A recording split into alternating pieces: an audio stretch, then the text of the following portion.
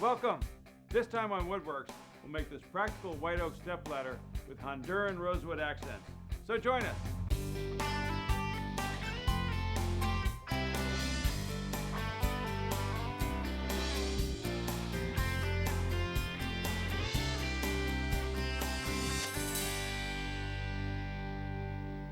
Hi, I'm David Marks.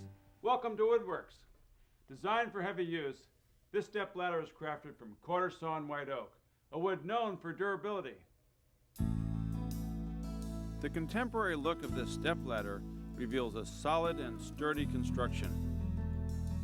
Each step is capped with Honduran rosewood, and the ebony tenons add a distinctive woodworking detail as they hide the screws.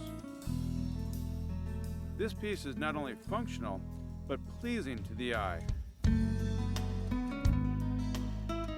Quarter-sawn white oak has a long history with furniture makers, and it was the wood of choice during the arts and crafts style period. Now, quarter-sawn white oak is known for its strength and stability, but it's distinguished by its medullary ray-fleck grain pattern. Now, what that means is we're referring to these outstanding ray-fleck patterns on the face of the board. Now, the way to distinguish the quarter-sawn from the flat-sawn is by looking at the end grain. When you look at the end grain of a flat-sawn board, it runs parallel to the face. When you look at the end grain of a quarter-sawn board, it runs perpendicular to the face. For today's project, our stepladder, we're going to start by making these side panels. Now, it'll be unusual to find a board this wide, so we've already milled up some stock to 7/8 of an inch thick, and we'll start by making a side panel. To get the width we need for the sides, we'll edge glue these three boards together. Here's our template for the sides, made out of some 1/2 inch MDF, and you can see it has this sort of triangular shape to it. So to avoid waste, we'll glue one long board in the center and two shorter boards on the sides.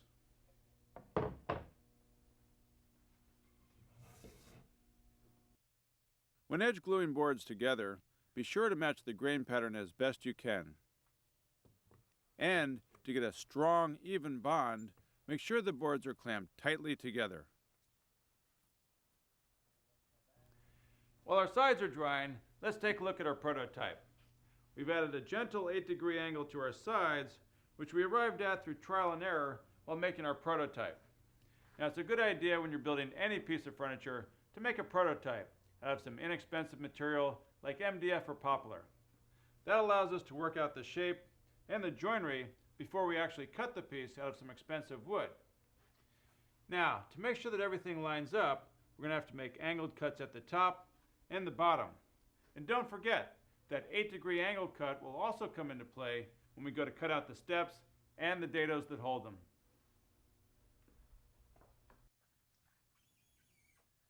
To make the angle cuts, we install the cross-cutting sled at the table saw and set the blade to 8 degrees. Now we'll cut the top and bottom of our glued up stock. Now, here's some things to be careful of. Because of the 8-degree angle cut we're going to be making, it's important to identify the left and right sides. Take a look at your stock, identify your best grain patterns, and have those best grain patterns facing outwards. Then make your cuts accordingly.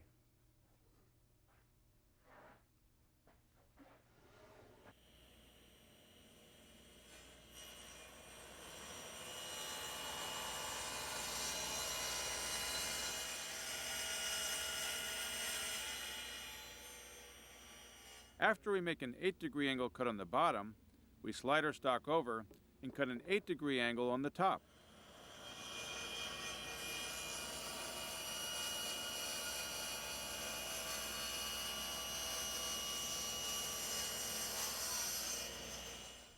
We've attached our template to our side using some double stick tape, and now we'll cut it out on the bandsaw. The profiles we cut at the bandsaw will leave us with the rough shape of our sides.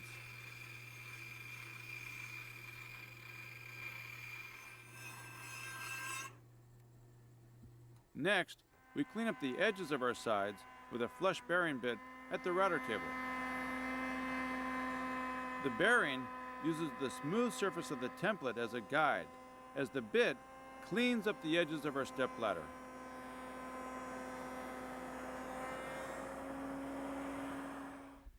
Our side legs are now cut to their final dimension. It's time to cut the dados that will support the steps. Let's take a look at our prototype. As we designed our stepladder, we decided that the first step would sit 10 inches above the ground. The second step, about 9 inches above that, and the third step, approximately 8.5 inches above that. Now here's an important point. The front edge of our stepladder slopes at a 20-degree angle to the ground. So we use a sliding bevel gauge set at a 20-degree angle, and we use that to make the layout marks to ensure that our steps will sit parallel to the ground. Our dados will be 3/8 of an inch deep and 5/8 of an inch wide. We use a flush bearing bit and a hand router to cut them. Now we have to be careful that they're angled properly to match those 8-degree angle cuts in our legs. So to do that, we'll use a template. Now we cut a wedge, an 8-degree wedge, out of some 1/2 inch MDF. And when we set our router on top, we'll be able to cut a dado that'll match the angle of our legs. We've glued our wedge to a piece of 1/4 inch plywood. We have it clamped in place, and now we're ready to cut our dados.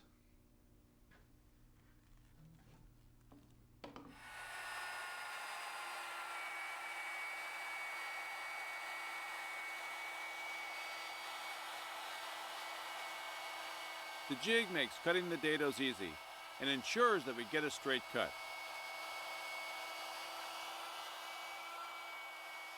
When cutting the dados, we stop a little short of our pencil marks. Next, we use a sharp chisel to make the corners square.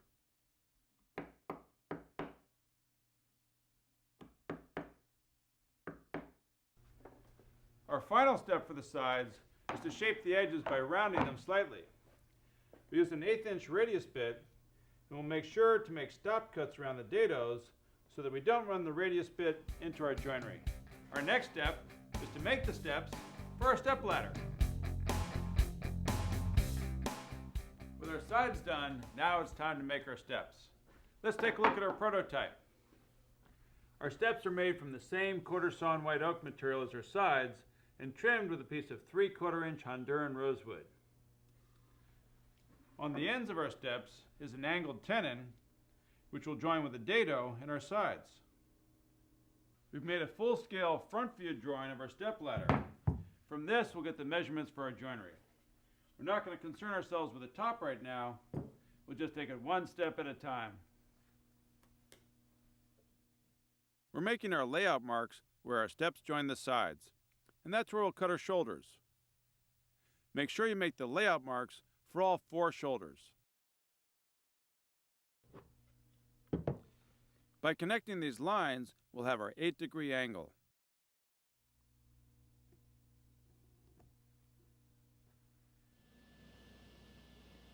With the table saw blade raised to 1/8 of an inch and tilted 8 degrees, we make the angle cuts on the face of our step stock.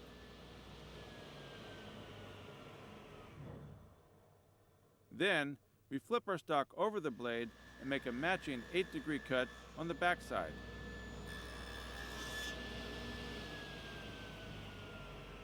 Next, we make the 8-degree cuts on the other side of our step stock.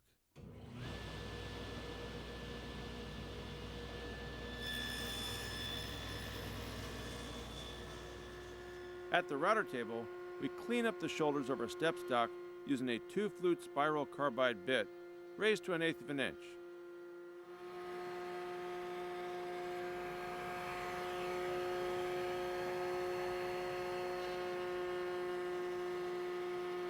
Then, at the table saw, with the blade set at 90 degrees, we trim the sides of our step stock to length, making a tenon.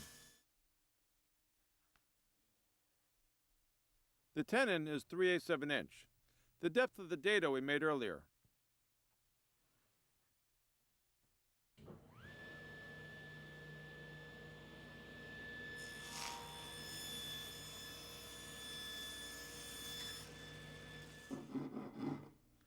To finish off our tenons, we'll cut a haunch on the back of both steps. We'll cut them about 1/8 of an inch deep using a handsaw.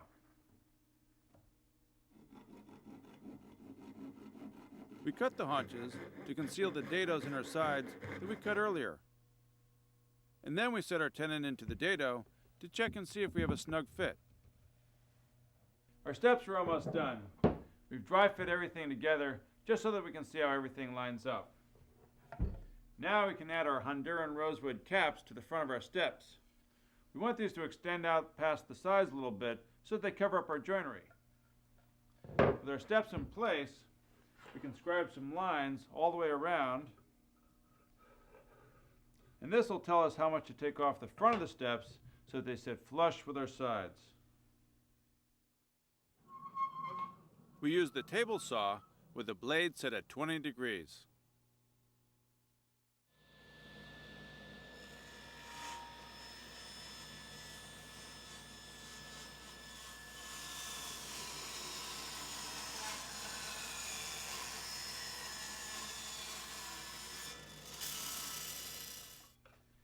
We've milled up some Honduran rosewood stock for the caps for the front of our steps. But this is a good time to talk about our top step. It's a simple step. It's designed to overhang our piece 3/4 of an inch on all sides. Now this top step won't require any dados because we're going to attach it simply with some screws and some glue. Now notice how the rosewood cap is attached at a 90-degree angle, whereas these other two steps, the rosewood caps, are attached at a 20-degree angle to match the slope of the front. Since our saw blade is set at a 20-degree angle, we'll cut these caps first, and then we'll change it back to 90 degrees to cut the caps for the top step.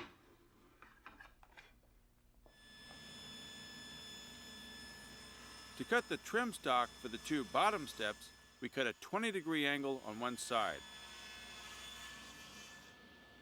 Then we cut a 90-degree angle on the trim for the top step.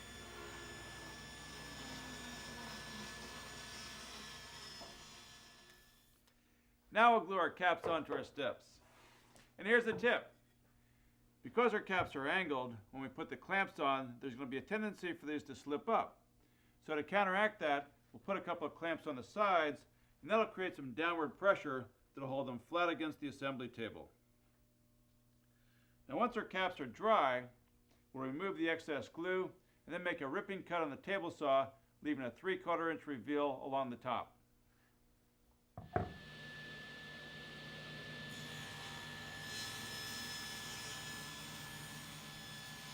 We use the table saw to rip the trim, leaving 3/4 of an inch of rosewood on all our steps. Then we cut the ends of our trim to proper dimension. Next, we round the edges of our trim at the router table, making sure we only shape the top and bottom edges, not the sides. All we have to do to finish our step is to ease the back edge by hand with a little sandpaper. It's time to assemble our pieces. Now gluing our tenons into our dados would be plenty strong enough, but because this is a step ladder, we're going to add some screws to the joints to reinforce them. Now to conceal those screws, we're going to make some decorative ebony tenons. And these tenons will add a perfect accent to this contemporary piece. We made an aesthetic choice to place our screws in our caps 1.5 inches in from the back and from the front of our steps.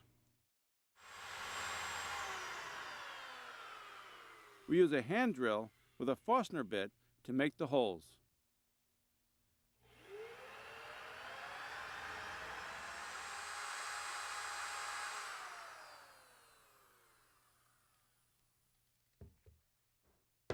With our holes drilled, we cut a square mortise around the screw holes for the ebony tenons.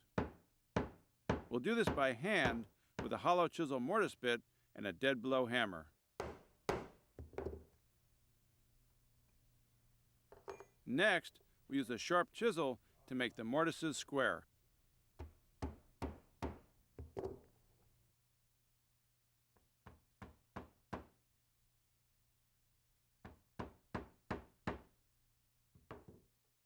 Our glue up is pretty straightforward. We brush some glue into the dados and brush some on the tenons.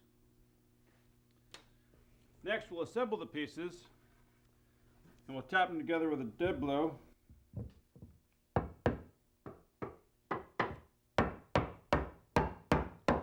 Now we don't need any clamps because as we put our screws into position and tighten those down, these will pull the piece together. For extra strength, we're using number 10 sheet metal screws.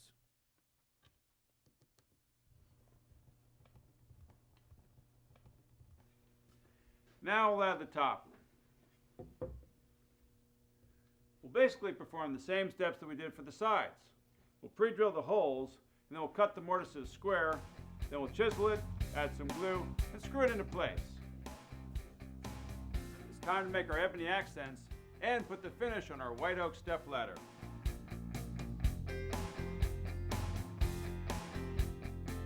To make these ebony accents, we'll use some ebony stock that we milled up to 3/8 of an inch square. And we'll bevel the edges here at the disc sander.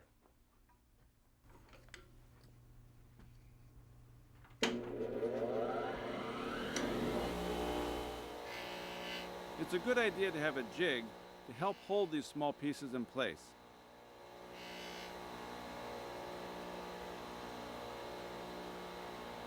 Once the ebony is beveled, we use the bandsaw to cut 12 tenons to length.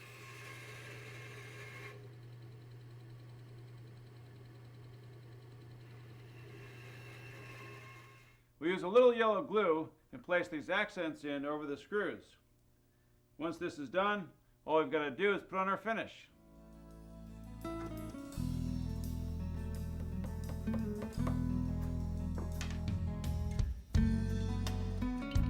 We brush on a few coats of tung oil to bring out the natural grain of the wood.